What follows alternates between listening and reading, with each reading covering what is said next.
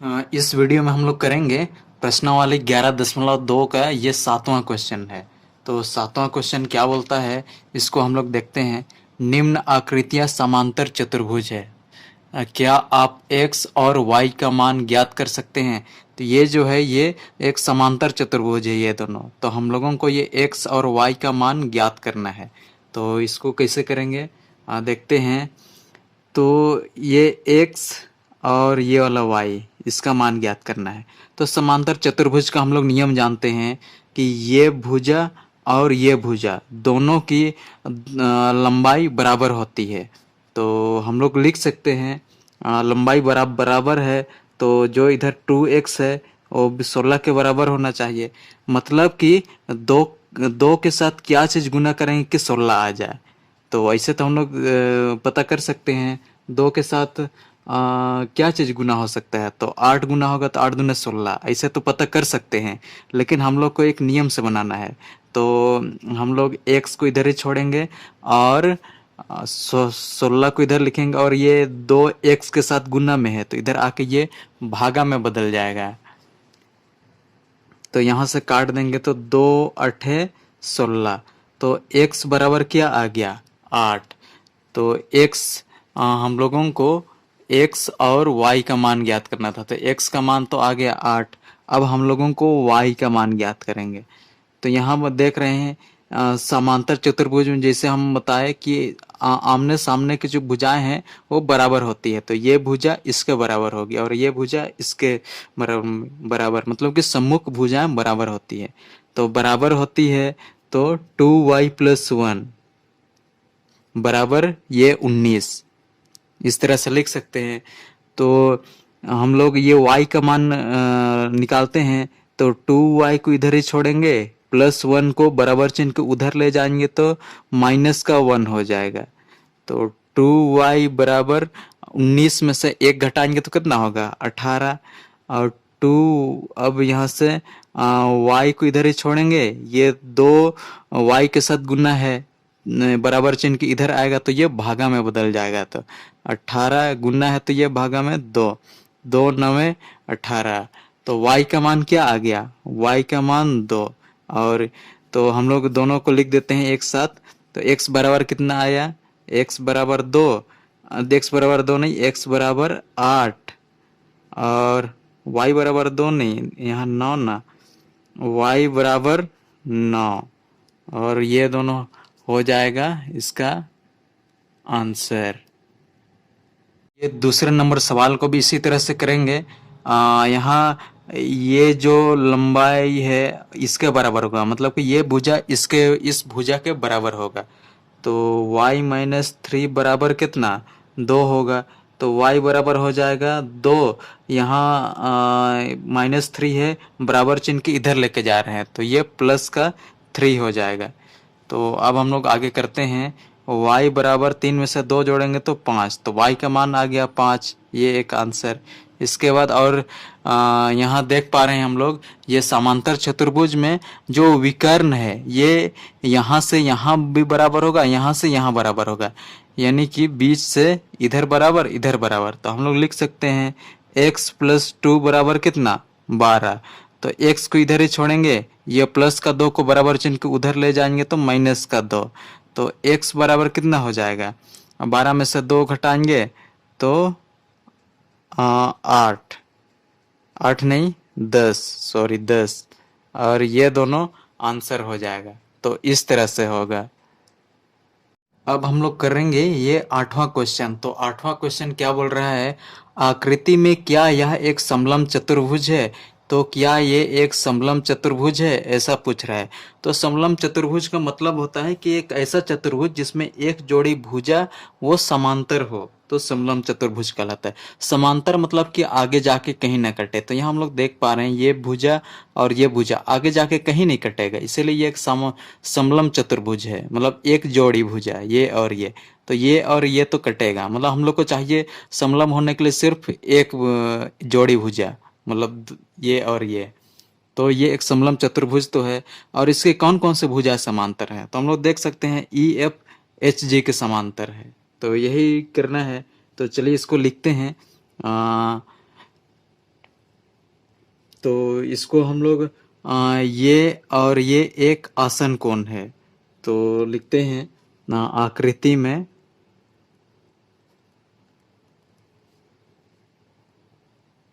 कोण G plus ये कोण F बराबर कितना होना चाहिए? ये कोण G कितना है? 170 डिग्री। नहीं, यहीं लिखते हैं 110 प्लस ये 70, तो कितना हो जाएगा? 180 डिग्री। तो ये 180 डिग्री है। तो क्यों? क्योंकि ये आसन कोण है।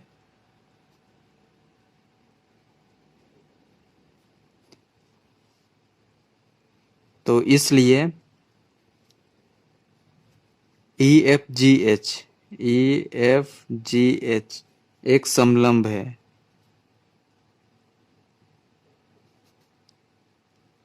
एक समलंब है।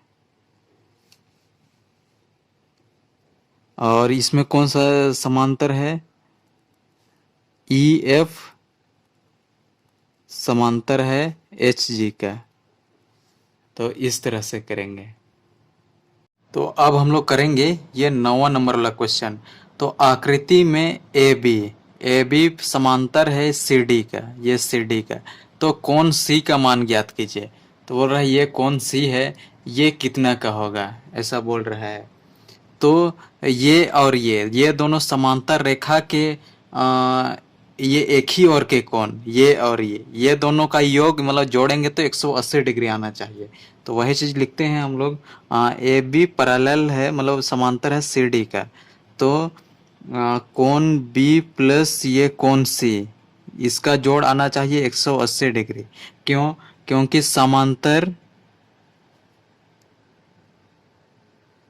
समांतर रेखाओं के एक ही ओर के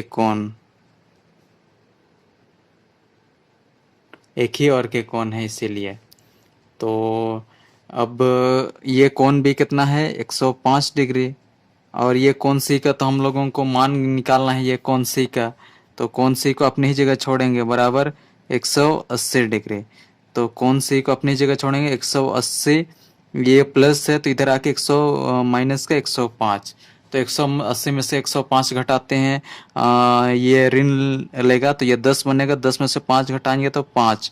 तो यहाँ 8 एक इसको दे दिया है, इसके पास 7 बचा, एक में से एक 0।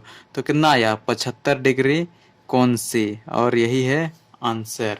तो ये कोण का मान कितना आया? 75 डिग्री, और यही हो जाएगा आंसर। तो अब हम लोग करेंगे ये क्वेश्चन नंबर 10। तो ये 10वां क्वेश्चन क्या बोलता है, इसको देखते हैं हम लोग। दी गई आकृति ABCD। तो ये वाला है ABCD, ये एक है। और दूसरा है EFGH। तो ये EFGH, तो ये वाला। तो दोनों समांतर चतुर्भुज है, तो x का मान ज्ञात कीजिए। तो ये x का क्या मान होगा, ये बोल रहा है। तो इसको हम लोग देखते हैं कैसे बनेगा। तो यहाँ ABCD, तो ये 130 है। तो ये कोण हम लोगों को निकालना होगा। ये कोण कैसे निकलेगा? एक ही भुजा के दो अंत बिंदु पर बने कोणों का योग कितना होता है? ये आसन कोण होता है, और आसन कोण का योग कितना होता है? 180। तो 180 में से 130 घटाएंगे। तो इधर रफ में करते हैं, 180 में से 130 घटाएंगे तो 0.5, मतलब ये कोण का मान कितना आ गया? 50 डिग्री। तो ये कोण का मान आ गया 50। अब ये EFGH में ये 70 का है, तो इसका सम्मुख कौन कौन सा है? ये वाला H। तो ये भी कितने का होगा? ये भी 70 का होगा। तो अब हम लोग को x का मान निकालना है। तो ये मतलब कि ये एक त्रिभुज है, इसका नाम देते हैं HOC। ये वाला एक त्रिभुज है। तो त्रिभुज के तीनों कोणों का योग कितना होता है? 180। तो ये दोनों कोण का तो हम लोगों को पता है 70 और 50। तो कितना 120, बाकी 120 में से घटा देंगे हम लोग, 180 में से 120 घटा देंगे तो कितना बचेगा? 60 डिग्री। तो ये x का मान 60 डिग्री आएगा। तो इस तरह से, तो हम लोग इसको किस तरह से लिखेंगे, तो जो जो बोले वैसे ही हम लोग करेंगे। तो ये पहले हम लोग बताएंगे कि ये आसन कोण है, ये वाला। तो कोण ADC प्लस ADC प्लस कोण BCD, मतलब ये कोण और ये कोण, ये कोण का योग कितना होना चाहिए? 180 डिग्री। क्यों? क्योंकि ये आसन कोण है, इसीलिए आसन कोणों का योग 180 डिग्री होता है। तो अब ये हम लोग को निकालना है ये कोण का माप। तो कोण ADC के मान कितना है? ये 130 डिग्री है, प्लस ये कोण BCD बराबर 180।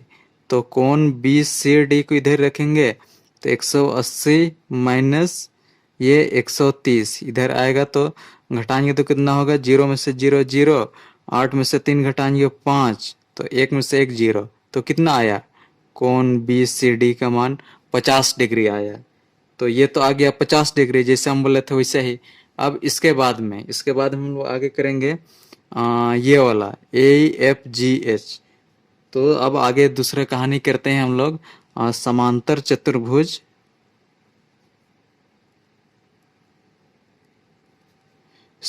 चतुर्भुज EFGH में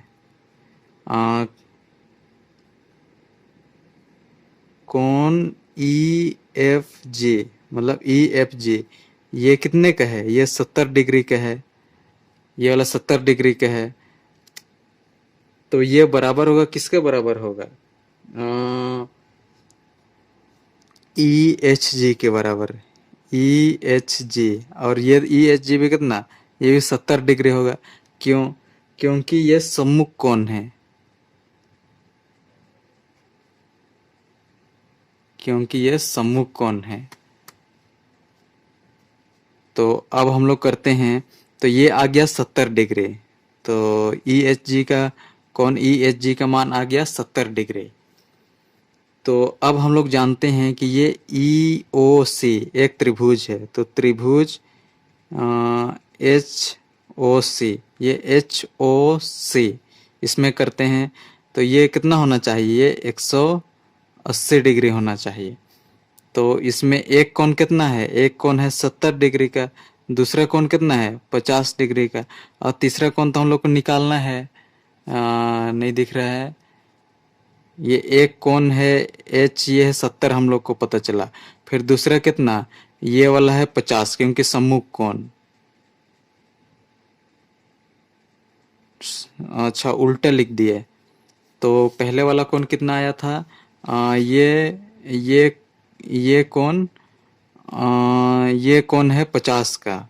तो 50 प्लस ये वाला कोण है 70 का, प्लस x बराबर कितना आना चाहिए? 180 डिग्री।